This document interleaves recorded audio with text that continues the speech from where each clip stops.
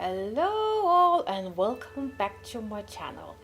This video is not going to be about games, rather my afterthoughts of a movie that I now can cross off my list. Plus it is a part of a franchise I have long been a fan of. Not fanatical in any way, yet why I choose to see it now, having missed in theaters, is because that Fox Studios, who are the owners of Deadpool and X-Men, are looking for buyers for their studios, and in recent news, Disney are very much interested.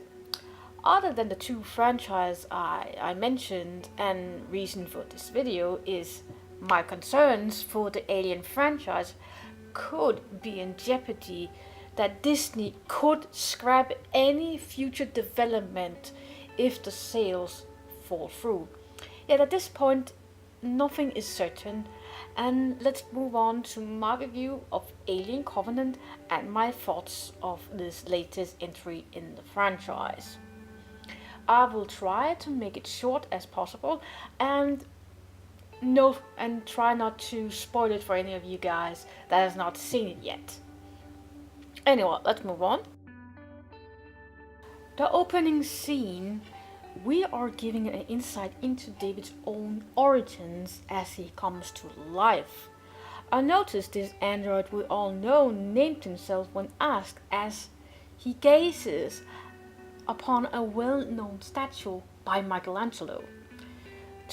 And then they talk about who created who ethos between himself and his father, being Peter Weyland, who is striving for perfection that Weyland embedded on David. Not much else is lingered on as the transitions to the next scene of the ship Covenant, name of the movie as the previous Prometheus.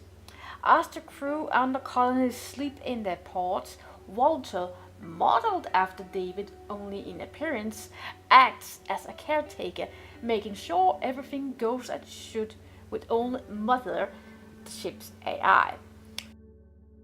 A very cliche event occurs in such a movie, that everything can go wrong, and it forces Walter to wake up the crew from cryostasis. Sadly, one dies, being the husband of Daniels, the main female lead. Thus, we are forced to care for her and the tragedy. I reckon they already knew there were dangers and have trained in situations like this, forcing themselves to move on as they repair the ship. Walter and Daniels builds an unspoken bond throughout the film. Well, mostly in the first half, yet Daniel does isolate herself, and others of the crew are afraid to say anything than only sympathy.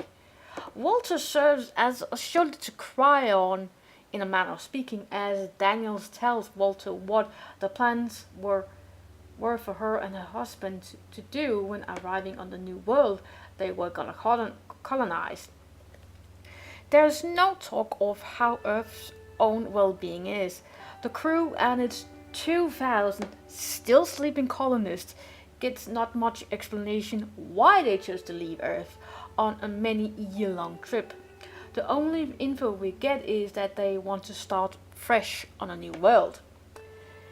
In midst of repairing the ship, they receive some sort of signal from a human voice, and they have to investigate, being just nearby, even though it takes weeks for them to arrive there. The main female protagonist, Daniels, protests, but the captain have a final say, and this seals their downfall. We all know, in a way, how it went for the Nostromo crew.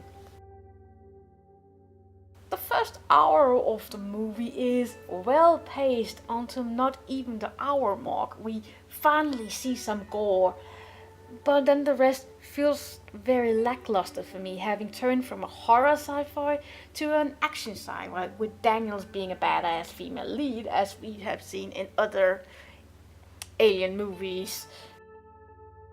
We do get some exposition here and there relating to Prometheus, but not much else is expanded on, and it has been 10 years since the events on LV-223. I had trouble relating to any of the crew of the Covenant.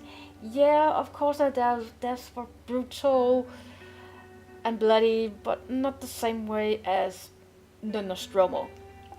Only note is Michael Fassbender, one of my favorite actors. The way he portrays either David or Walter is done to perfection in the mannerism of an android we know are. Polite yet menacing.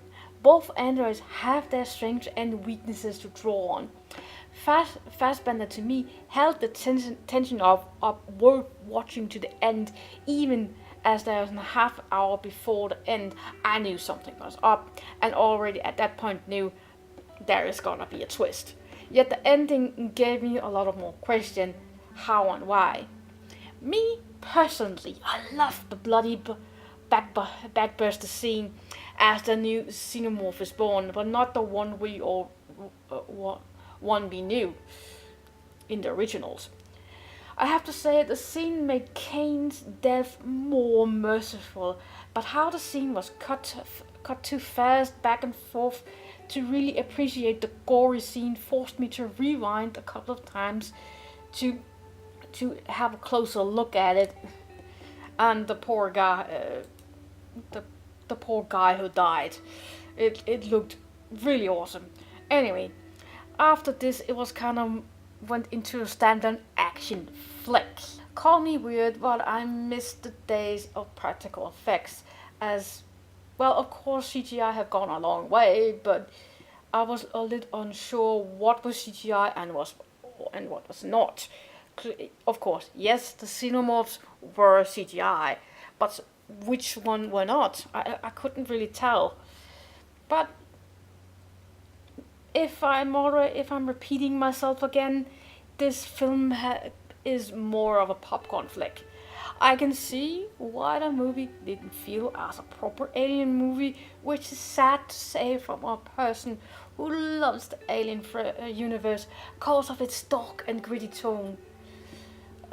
That's just so sad. And either you like Ridley Scott or not, he has said he's done and the franchise is dying. And either you like him or not, I don't care. I only watch movies because I want to be entertained, and I was during Covenant, but also I question a lot of plot holes. Anyway, let me just go back short and talk about my current concerns for Disney buying the rights to Fox intellectual property. Fox, what I hear poking around a bit, want to concentrate their money on their sports and news segment. Oh my. I like Disney. They have some good and bad movies under their banner, as they have Marvel with a hell of a lot of material to draw from for the big screen. If Disney is going to buy Fox Studios, the new Predator movie is at risk they might not buy it. Rumors of the script that it is awful, and clearly I can understand Arnie has said no to even make a cameo in that upcoming film. But I can't judge anything other than that, until it is released in theaters. Perhaps it is a good idea to sell the rights, as the Alien franchise had been filled with management problems and had different directors and writers. Perhaps Disney can save the franchise in the long run, yet my concerns are also Deadpool, if they're gonna stick to the R rating as Ryan Reynolds wishes it to be. Of course, I like a good feel-good movie, thus I watch cartoons and some animated Disney films to cheer me up, but all in all, the dark and gritty is my go-to entertainment. If it becomes a reality, I do hope Disney will consider the Alien franchise and keep it dark and gory as it should, with humans in between as the poor sacrificial lambs we are. I honestly also want to see the continuation from Covenant, so it can tie into the 1979 Alien that started it all. So that is it from me. If you like what you have seen, then leave a like, and it will help my channel out a lot if you would like to subscribe. So remember to hit that little bell icon to stay tuned for the ride, as I plan to do weekly uploads in either games, TV shows, or movie content, how I see fit. I also have a Twitter account. You can tweet me there if you like. I'll do my I will do my best to interact with you guys as much as my mental health allows it. This is Shield Maiden 83 signing off. Bye bye, lovely people, and peace and love to you all.